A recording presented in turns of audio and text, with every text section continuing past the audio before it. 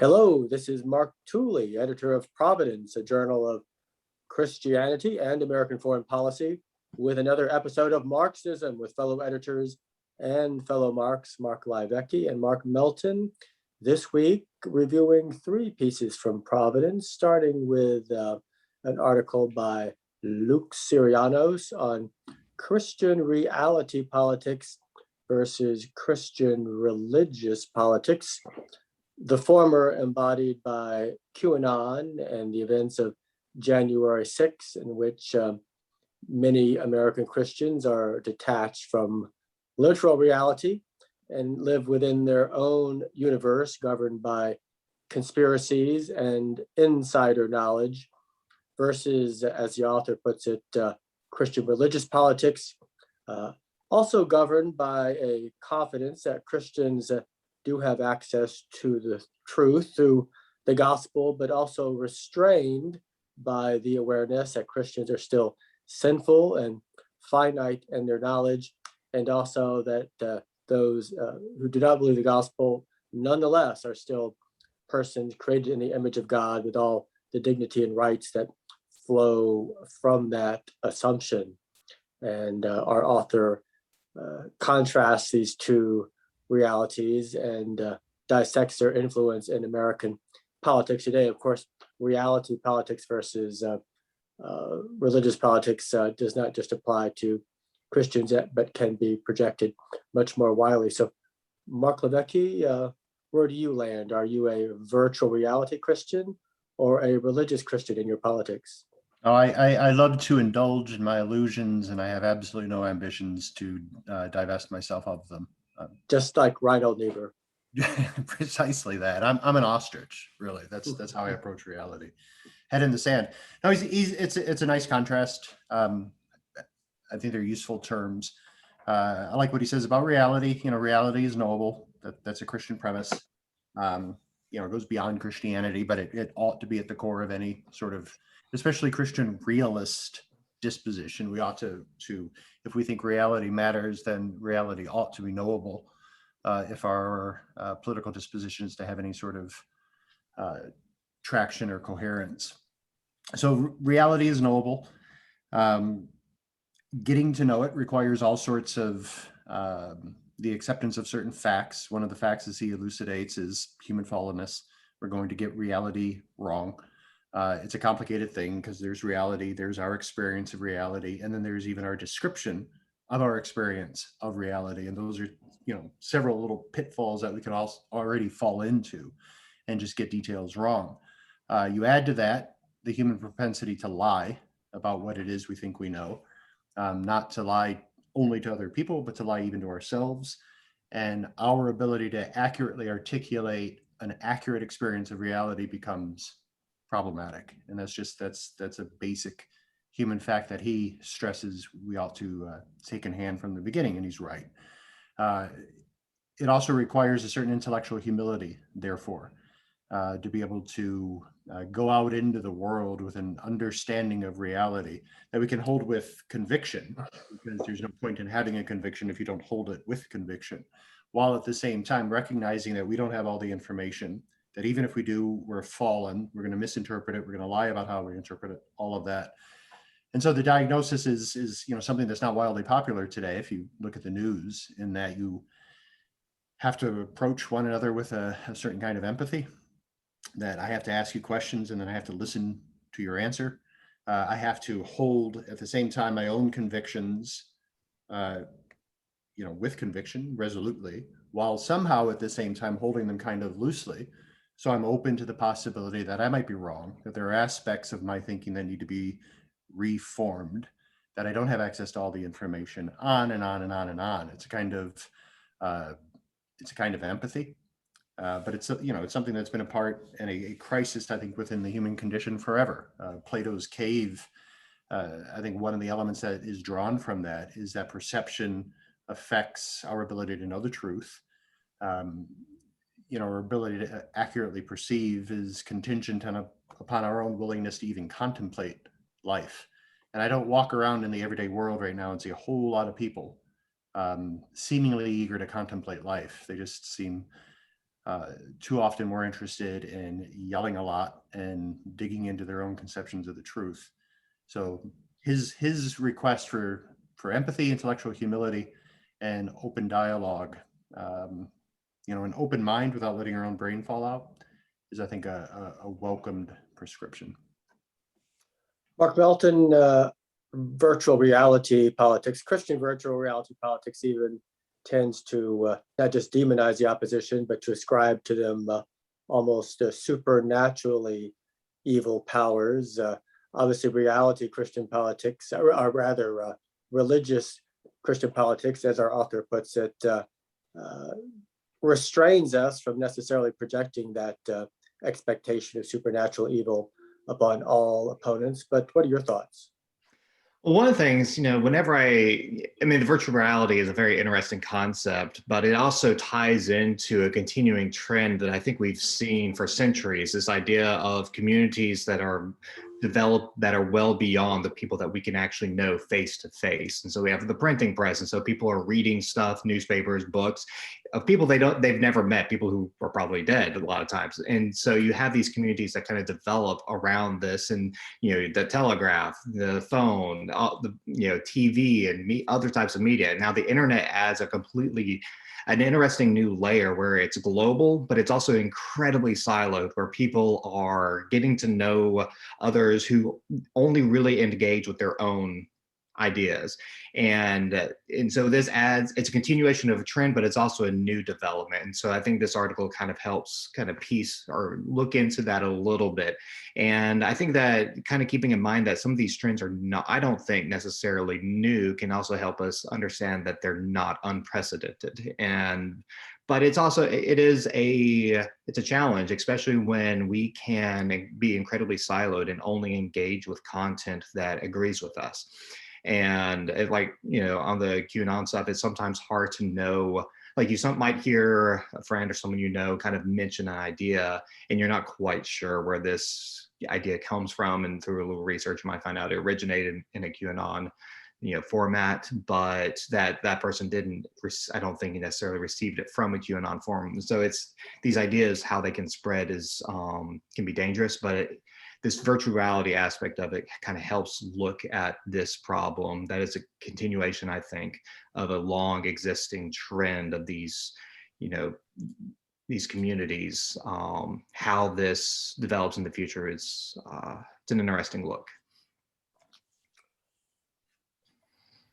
The piece by Alan Dowd on the China challenge, interesting, makes shares a quote from Robert Kagan that an international order only lasts so long as its chief architects are willing to defend it. And also an international order always reflects the values and priorities of the chief powers who lead it and sustain it.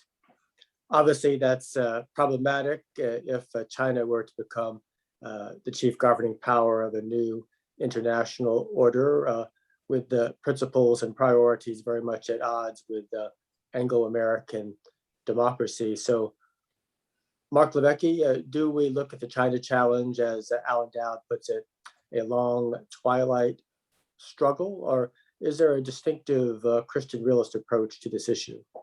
Can I just say yes? Is that an option?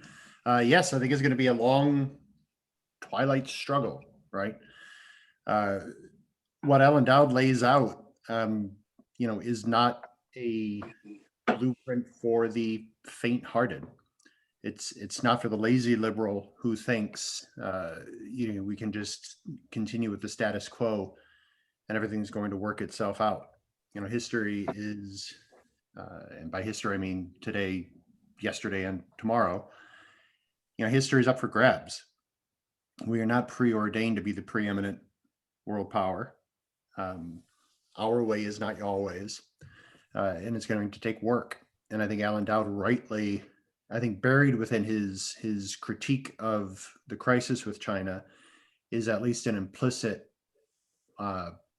question as to whether or not Americans will continue as we've always continued, which is to delay into the last moment the doing of the right and hard and necessary thing, or if finally we have grown too exhausted that we're unwilling to do that. So, are we as the architects finally no longer going to be willing to defend the edifice?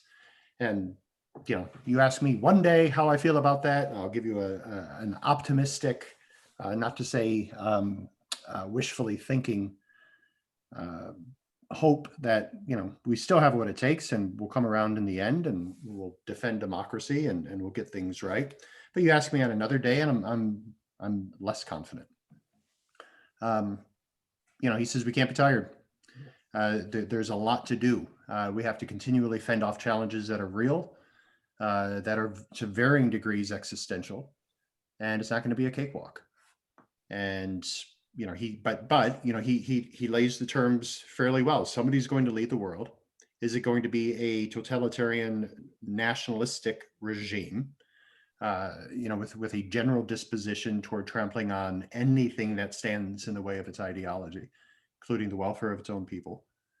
Or are we going to choose, the liberal order, which is not great, got a lot of bugs. Some of those bugs might be features within it, all of that, the old or the new old conversation that's going on. But he points out that if these are our two options, liberalism is certainly the least bad of these two options. And it's the one that of all the options that seeming to be available is the one that has, the best chance of, and cast this how you want it, of defending natural rights or human rights or what have you. But there is a choice to be made and we have to make it. Otherwise it will make itself. No doubt, Mark Melton, there are some articles from Reinhold Niebuhr post-World War II addressing this temptation by America to simply rest on its laurels and to withdraw, having been triumphantly exhausted from the labors of World War II, but again, having to address that history moves forward, and once one demon is cast out, 20 more will move into its place, or so we are warned in the Gospels. Right. So, and also like in some of those articles in 1946, Reinhold Niebuhr, and honestly, a lot of the other writers, I think, are a little too optimistic, a little too idealistic about what relations with the Soviet Union are going to be like. And I think, I haven't looked at his later writings, but I suspect he comes around and kind of realizes what a lot of the government officials had realized with like the long telegram and whatnot, that Russia would have to be contained. I think now we have probably a more realistic idea of what China is going to be like. And, Dowd in this article lays it out. But I do think that the challenge from China is going to be a good bit different from the one with Russia in at least one aspect. And that is, I think the conflict with China will be much more of a, I don't want to, maybe mercantilist or an economic conflict. And a lot of American businesses are going to have to decide, do they want to kowtow to the Chinese regime? Do they want to repeat Chinese talking points? Or are they going to be forced to recognize the human rights abuses? I wrote an article last week that addressed this with H&M, who was boycotted last week, and also Nike and some others, but H&M was the main headline there. And what happened is in Xinjiang last year, there were reports about forced labor. Now, this isn't necessarily slave labor. It does appear that these people, these Uyghurs in Xinjiang were paid, but they did not choose to go pick cotton, that they were rounded up and forced. And if they didn't, then their communities could be, forced through some thought education. We also have satellite images of factories being built next to prisons and then seeing lines of people going from the prison to the factory and back and forth. And so, and there's a lot of question marks there. And there's basically no way to verify that this cotton that's being harvested, picked, and processed in Xinjiang is done without forced labor. And so a lot of companies last year decided to stop using this cotton, or they just said we don't use it at all. And this is actually about, I think 20% of the world's cotton comes out of this area, and almost all of the Chinese cotton does. And so because of some recent conflict between the West, sanctions, and China basically, their state broadcaster called for a boycott, dragged up these old comments and called for a boycott against H&M and all these other companies. And so now these companies are trying to backtrack. One company, I can't remember which one, basically deleted their comments about the forced labor there. And so I think this is going to be the type of episode we're going to see again and again and again, where private businesses are going to have to choose. And so if this is, if it's an ideological conflict, I think America can rally around like a liberal ideal. But if it becomes much more of a mercantilist or economic conflict, then I think there will be businesses that will choose to be silent about human rights abuses for the sake of making money. You could think of Disney with the Mulan movie, where they thanked security officials who are in that region, Xinjiang, and in NBA silencing critics of China. And so I think this is going to be a key dynamic of the long-term competition that we didn't necessarily have with the Soviet Union. I don't think we had a lot of businesses that were trying to decide, do we want to do business in Britain and West Germany, or do we want to go to this economy that frankly isn't doing that great? And so, but now we do have this competition, especially if China is on pace to be larger than the American economy. This is the big challenge for the next several or couple or so decades. Speaking of human rights, Jimmy Lewis calls our attention to persecution of Christians in China, persecution of Muslims, the suppression of human rights in Hong Kong, a long litany of persecutions and torments by the Beijing regime that aren't going away. And ultimately, there's not a lot the US or the West can do about it beyond offering a moral or spiritual solidarity with the victims, which we are called to do. But it's frustrating for, I think, especially for Americans who like to see like the gratification of some immediate consequence to their protest. Mark Levesque, again, the Christian realist approach to these kinds of protests. Yeah, lots of torn clothing and frustration, because as you say, there's something that ought to be done, and then there are things that can be done, and that to sit on that is uncomfortable. I was watching a movie yesterday about General Dallaire out of Rwanda, the Canadian commander who was on the ground, when the Hutus first moved into the genocide. And I watched it with the idea of moral injury in mind, the knowledge that there is something that ought to be done, but I can't do it. And he can do it for a variety of reasons, although I think he wonders to this day whether or not he could have done more, which would have been a defiance of orders and all sorts of things. But it's a similar situation where there is a clear crisis, and the crisis has to be acknowledged and ideally resisted, overcome.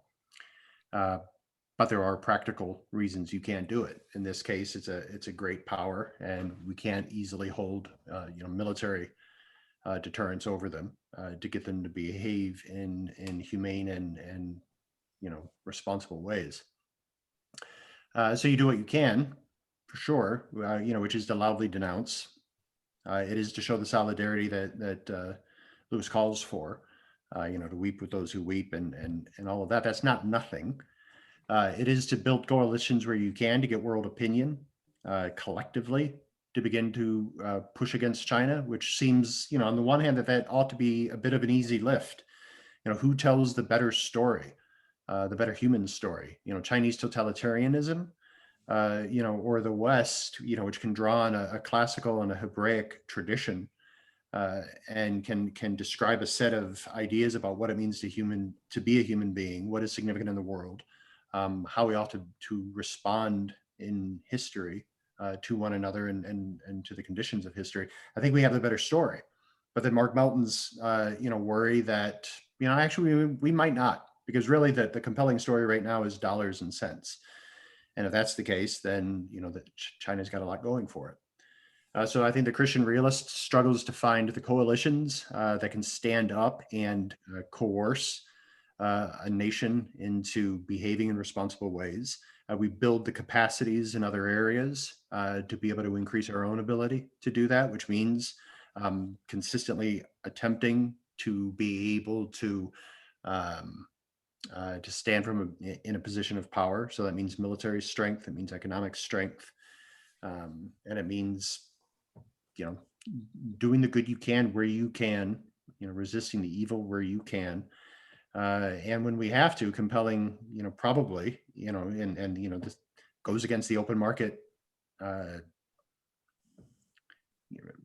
commitments or fetish that we often have, but it may mean restricting people's abilities to do business in China.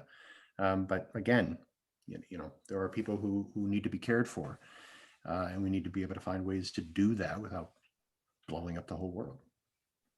Mark Melton, final thoughts on human rights in China. What should we do? I mean, it is a difficult question, right? Because we can't go to war over this. And even some of the economic stuff is difficult choices because like last year, or I guess that was 2 years ago with the trade deal, part of the trade deal was that China would buy a lot of goods from us, but, farm goods and whatnot. And China didn't necessarily follow through on that. I mean, you can blame the pandemic for that, but, perhaps there's other reasons. But the fact is, like, that trade deal essentially tied us closer together to China in a way that many people thought we were trying to decouple from them. And so this is, like I said, this is going to be a long-term conflict. It's hard to tell a business, or to tell people who are trying to save for retirement that, no, we can't, do business with China. That's going to hurt your 401k. It's going to hurt the price of goods. And because there's also going to be knock-on effects of that. And so, do you target, like, say, focus in on the cotton of Xinjiang, or do you focus, allow some areas that we could do trade with? Like, it's not going to be an easy question. And a lot of businesses may end up choosing, well, I'm not going to domicile in the US, I'll domicile in Singapore or somewhere else where I can do trade with China.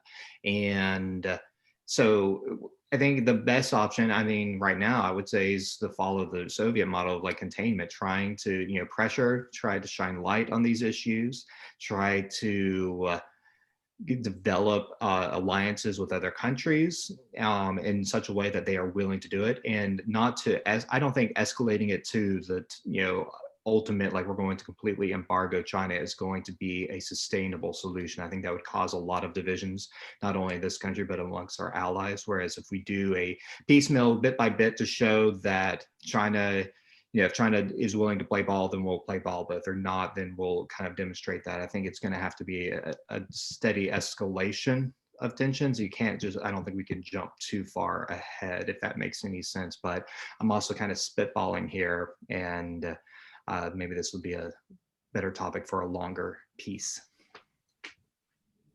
Mark Levesque, Mark Melton, thank you for another episode of Marksism. Till next week, bye-bye.